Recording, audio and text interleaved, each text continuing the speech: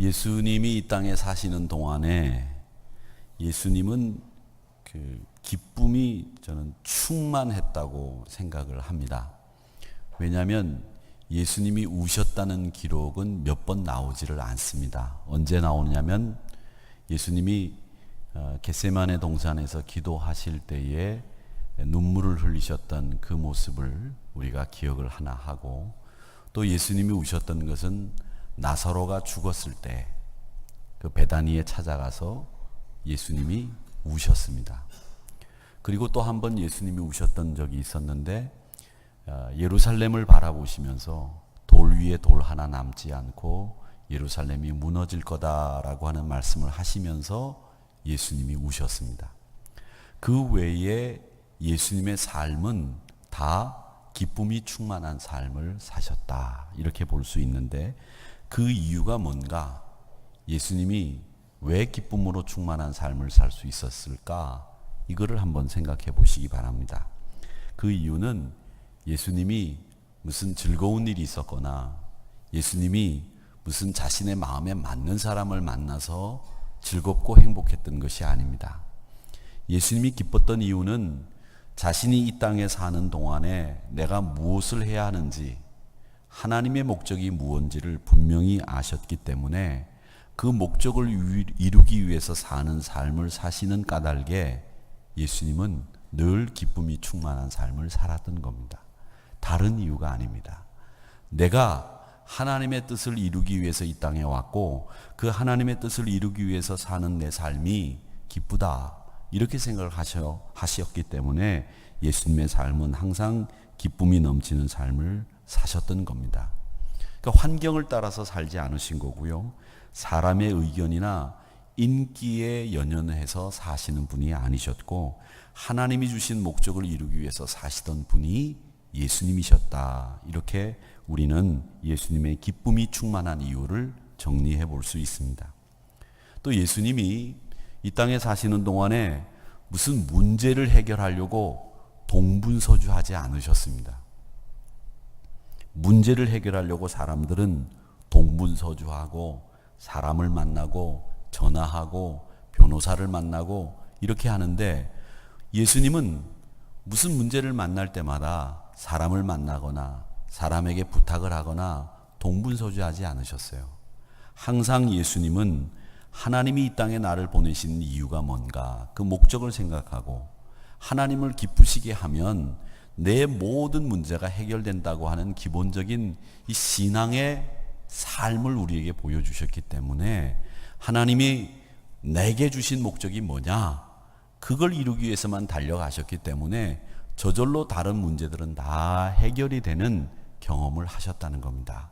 그러니까 여러분, 문제를 만났을 때 그 문제를 해결하려고 그냥 인간적인 노력을 쓰는 것보다 하나님을 찾아가고 하나님이 나를 여기에 보내신 목적을 생각하면서 그 목적을 이루기 위해서 달려가면 저절로 문제들은 해결되게 마련이다 라고 하는 것을 예수님은 우리에게 보여주신 겁니다.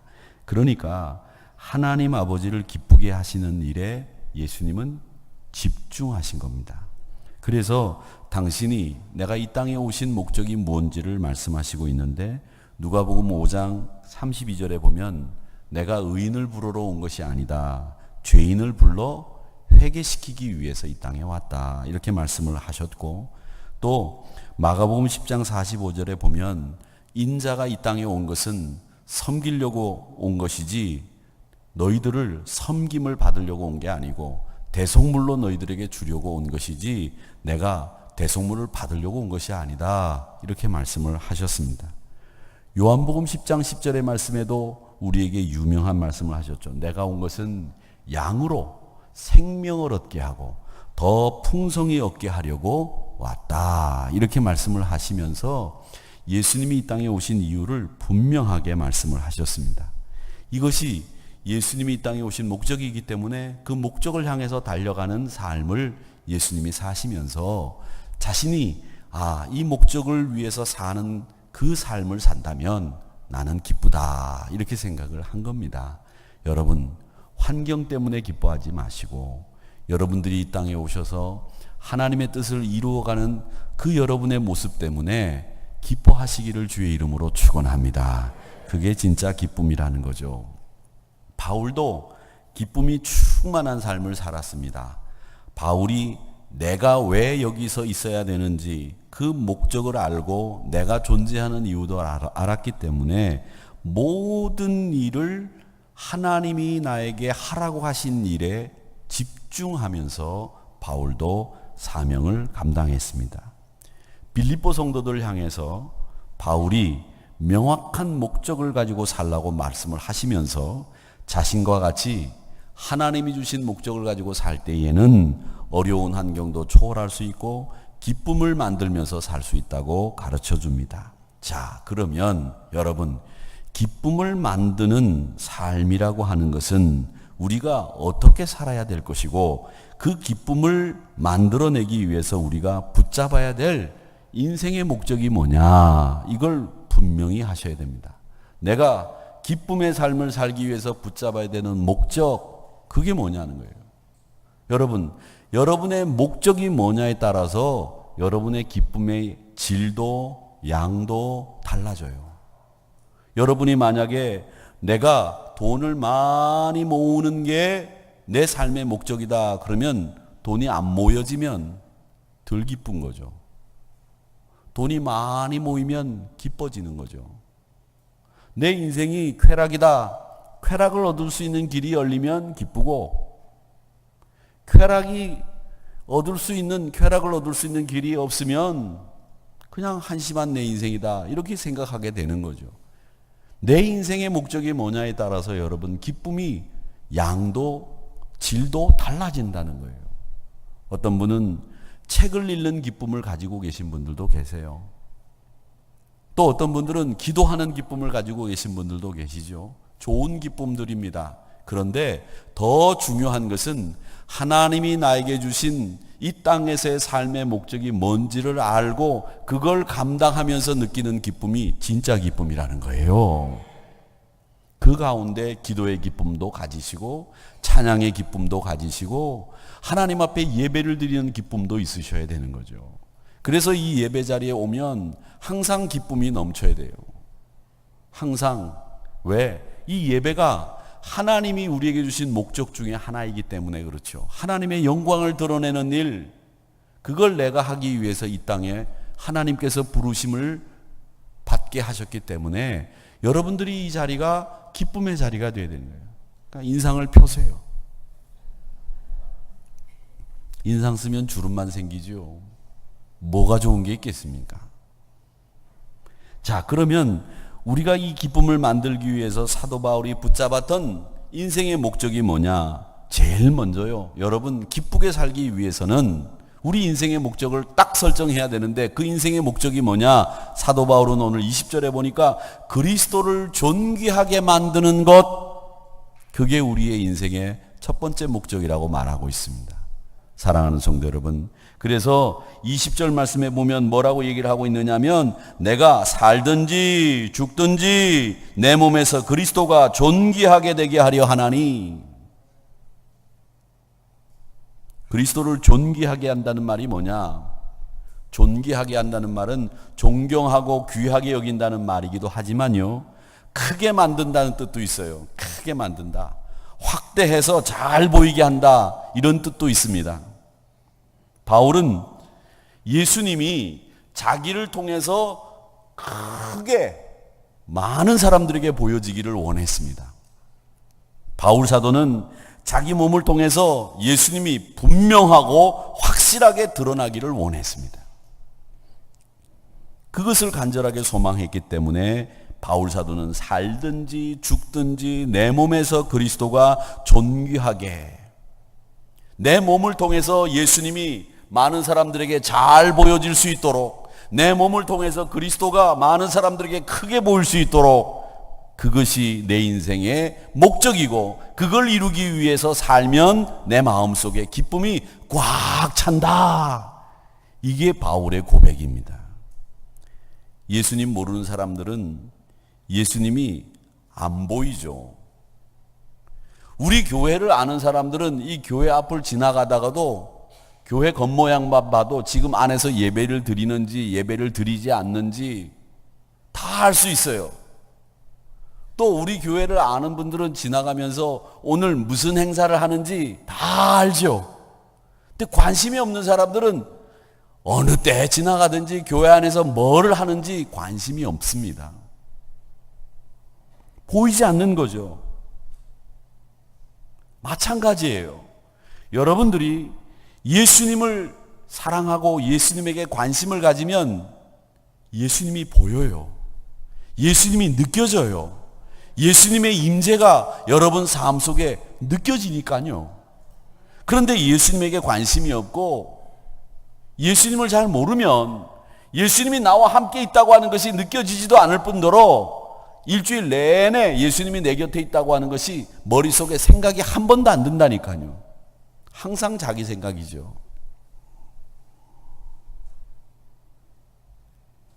부디 빌기는 사랑하는 우리 한우리 성도님들이 바울 사도가 자기 몸을 통해서 그리스도를 확연하게 보여주고 싶어 했던 그 마음처럼 여러분들도 여러분 자신을 통해서 예수님을 크게 많은 사람들에게 보여줄 수 있는 성도들이 되시기를 주님의 이름으로 축원합니다. 성경 학자 중에 설교학의 대가 워렌 워스비라고 하는 분이 계십니다.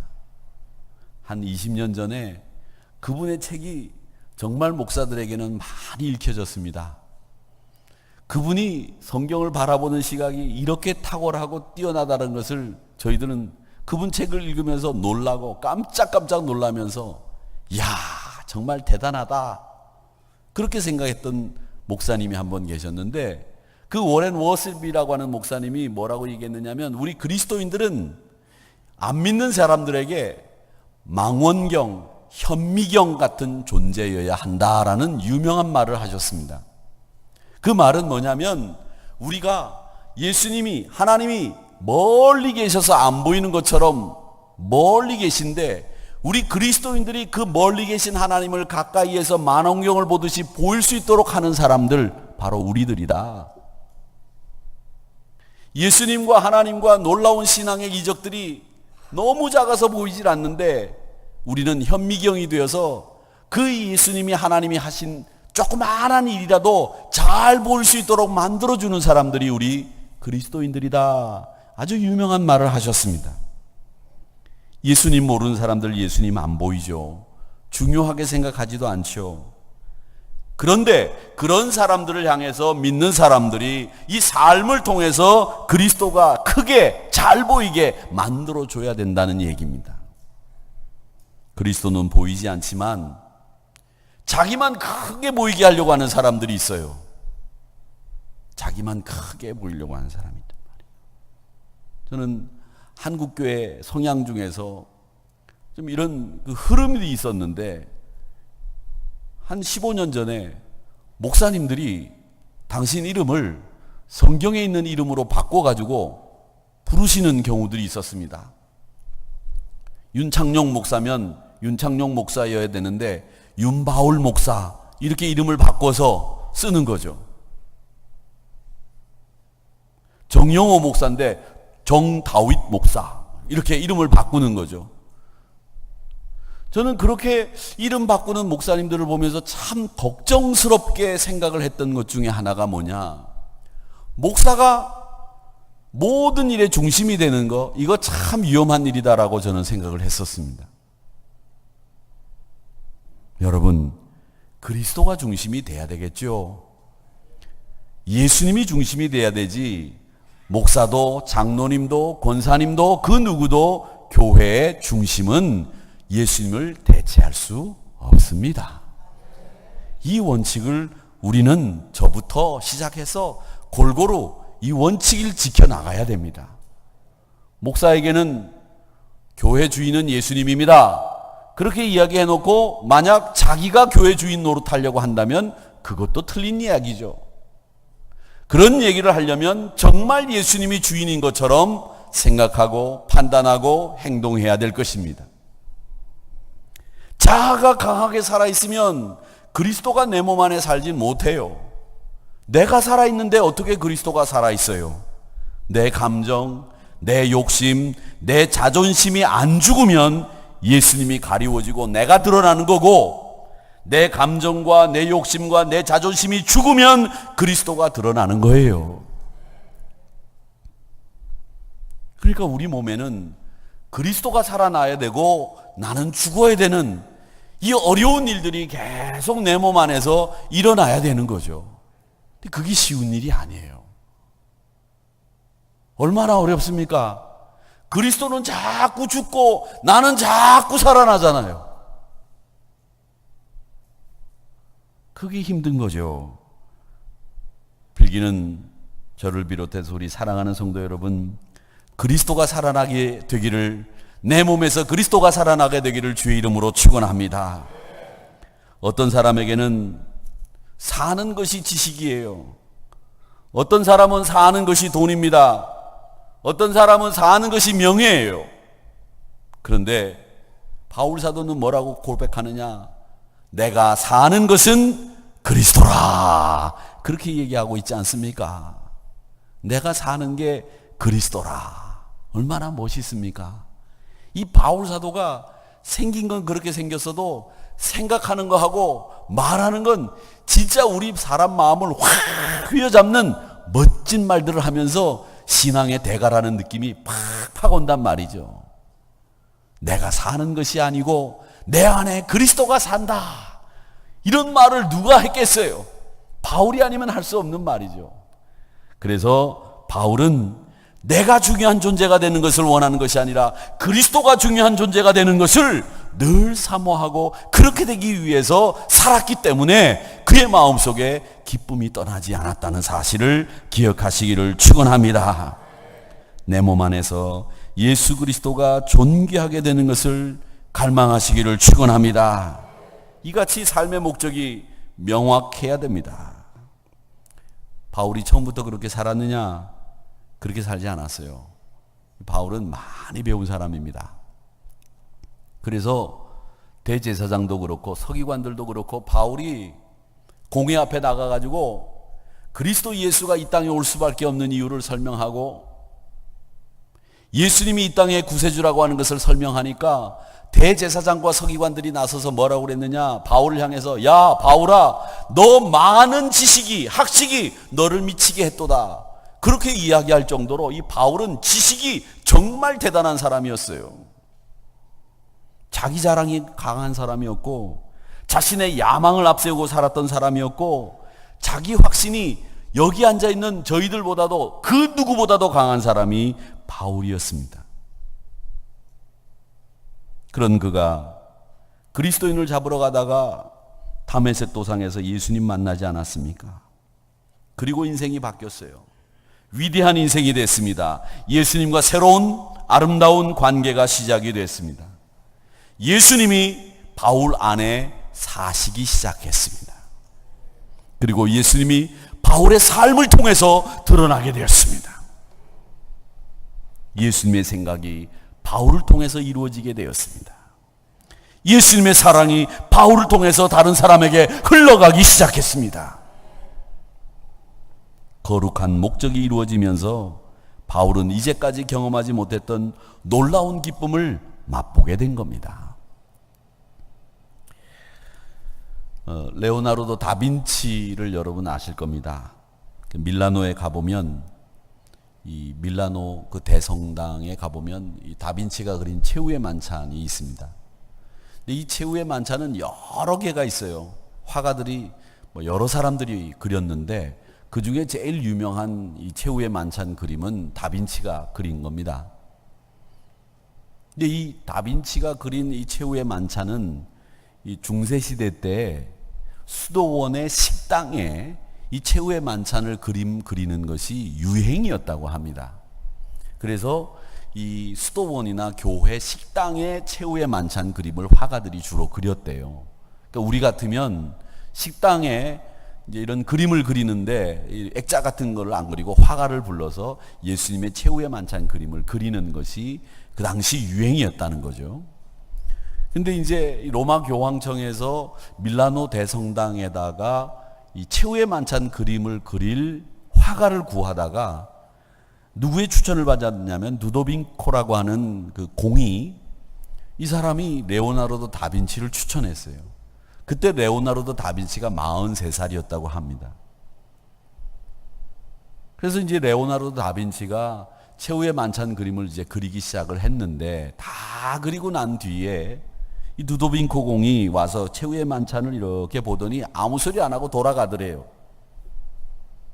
그리고 난 뒤에 레오나르도 다빈치하고 제일 친한 친구가 와가지고 그 최후의 만찬 그림을 딱 보더니, 이야, 정말 잘 그렸다, 칭찬을 막, 제가 여기 쳐다보니까 여기 최후의 만찬이 있는 줄 알고 계시던데 여기 없어요. 제가 그냥 쳐다본 거예요. 정말 그림을 잘 그렸다. 그런데 그 중에서 제일 잘 그린 거, 그게 뭐냐, 예수님 손에 들려진 그 은잔.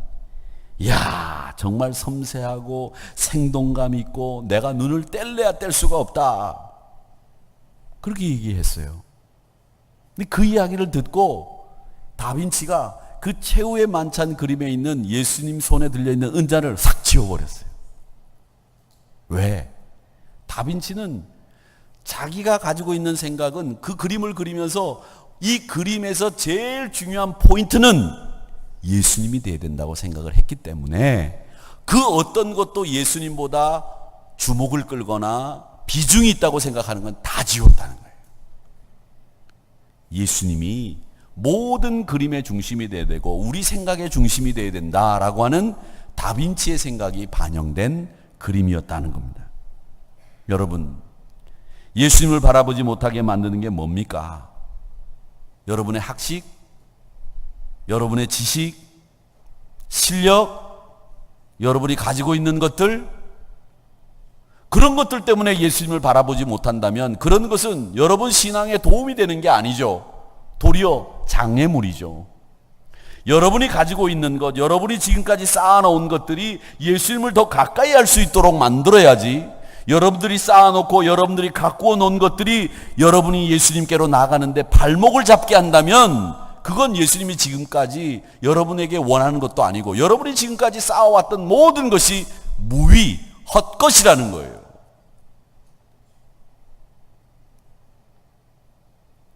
그리스도를 나타내는 일에 여러분이 지금까지 쌓아왔던 경험과 지식과 여러분의 삶의 연륜들이 예수님을 드러내는데, 예수님을 나타내는데 도움이 되기를 축원합니다. 그게 예수님을 존귀하게 하는 삶이죠.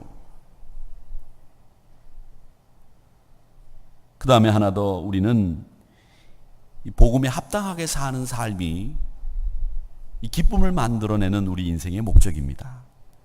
빌립보서의 주제가 뭡니까? 기쁨이에요. 바울은 빌립보 교인들에게 편지를 보내면서 항상 기뻐하라, 기뻐하라 그러면서 이 기뻐할 수 있는 이유를 가르쳐 주시는데, 그 이유는 뭐냐? 복음 안에 있다는 거예요. 그래서 복음 안에 기쁨이 있기 때문에 복음에 합당한 삶을 살아야 여러분 마음속에도 기쁨이 생깁니다 라고 얘기하고 있다는 겁니다. 합당하다는 말은 뭐냐? 가치 있다는 말이죠.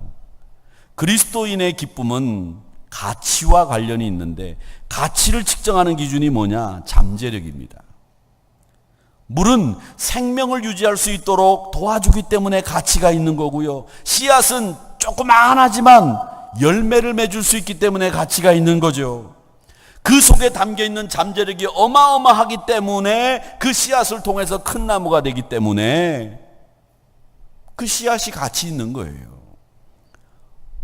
복음도 마찬가지입니다. 곡식이 육신의 생명을 유지하는데 절대적이라고 한다면 이 복음은 영적 생명을 유지하는데 절대적인 줄 믿습니다. 그 복음의 가치는 측량할 수 없어요. 그러니까 그 복음을 통해서 우리가 그리스도 안에 거하게 됐고 그리스도 안에 사는 삶을 살고 있기 때문에 여러분들이 그 복음에 합당한 삶을 살 때에 내 삶에 참 기쁨이 있다고 하는 것을 꼭 기억하시기를 주의 이름으로 축원합니다.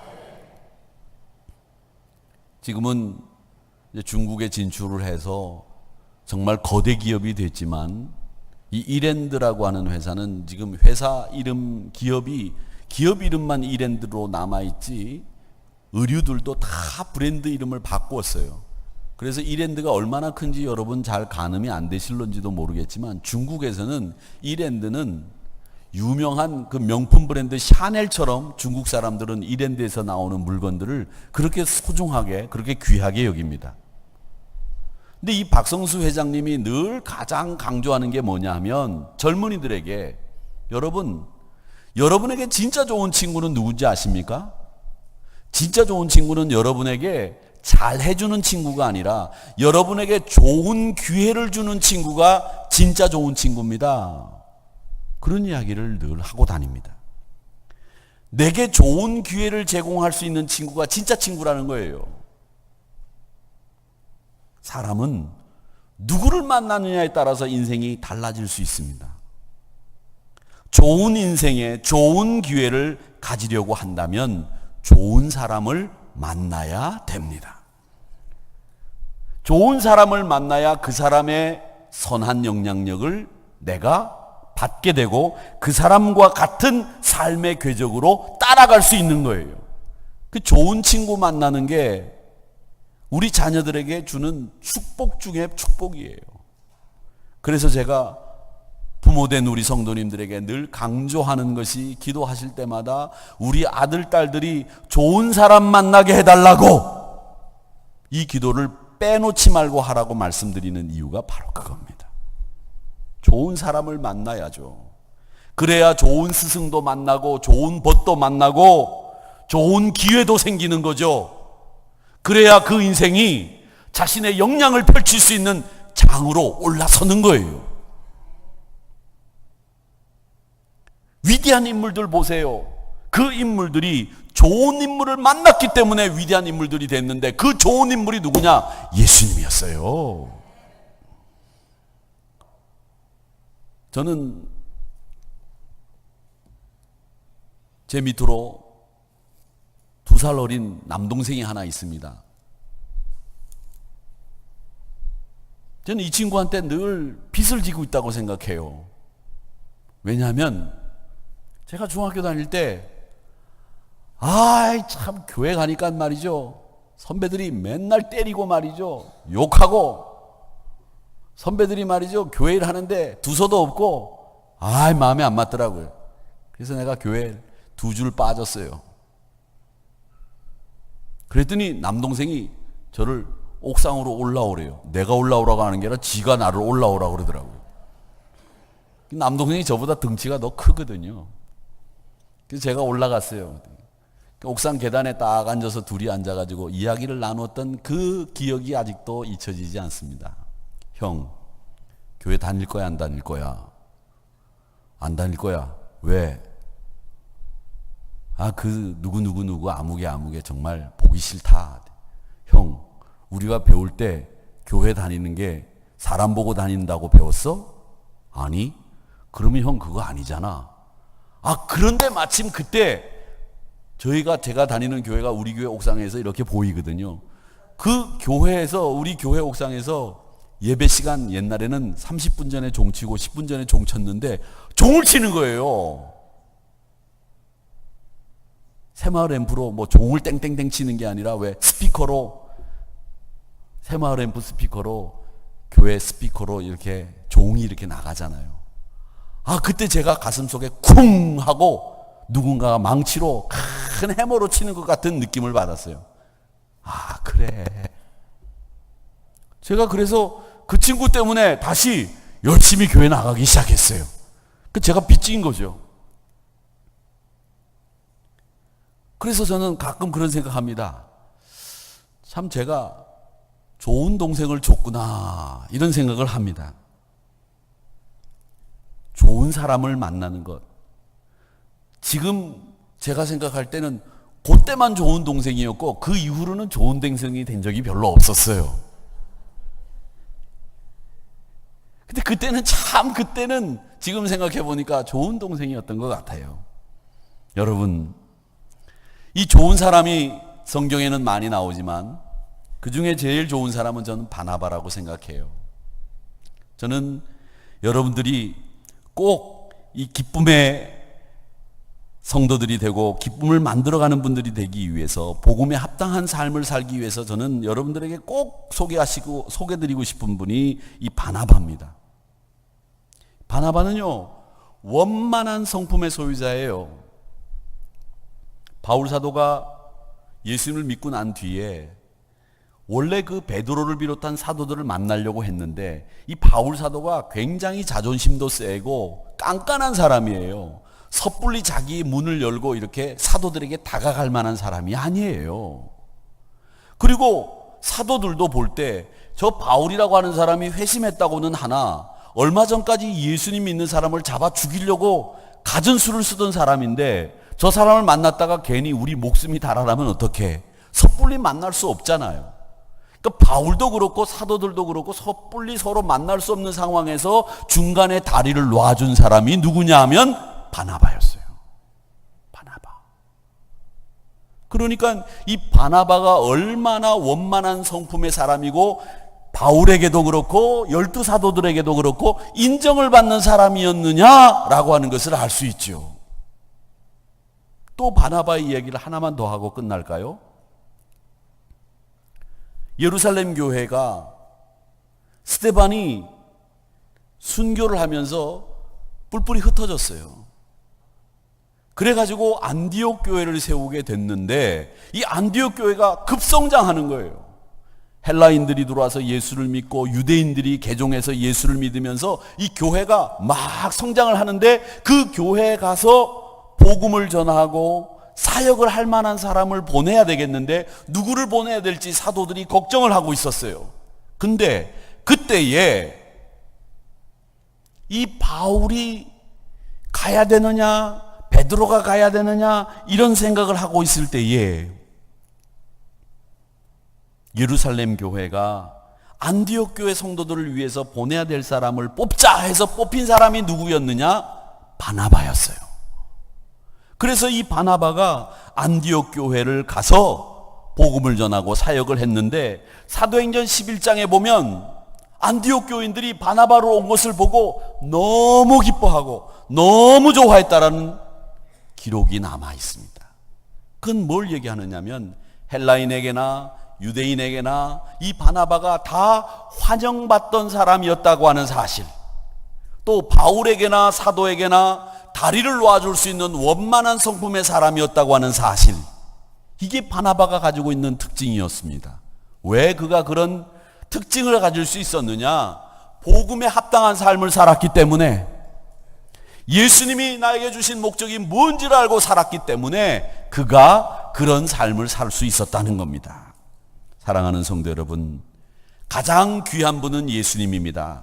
가장 가치 있는 것은 복음입니다. 예수님 모시고 살면 여러분 행복한 사람입니다. 복음을 받았다면 여러분이 진짜 부자입니다. 다른 것이 채워지지 않아도 부족할 것이 없는 분들입니다.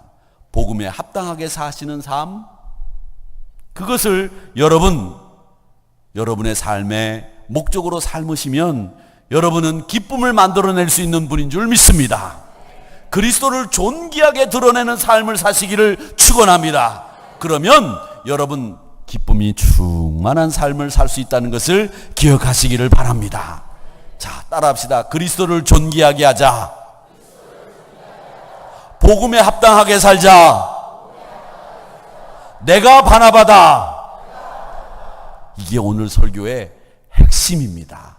머릿속에 딱 기억을 해 두십시오. 그러면 다음 주일날 주관식으로 시험을 보더라도 여러분은 만점을 받을 수 있어요. 기쁨을 만들면서 사는 삶은 어떤 삶이냐? 이렇게 주관식 문제가 나오면 그리스도를 존귀하게, 복음에 합당하게 내가 바나바가 되면 그건 정답이에요. 다른 말 구구하게 쓰실 필요 없어요. 그 말만 쓰면 여러분은 몇 점? 200점. 그런 성도로 여러분 살아가시기를 주님의 이름으로 축원합니다. 축원합니다. 우리 다 같이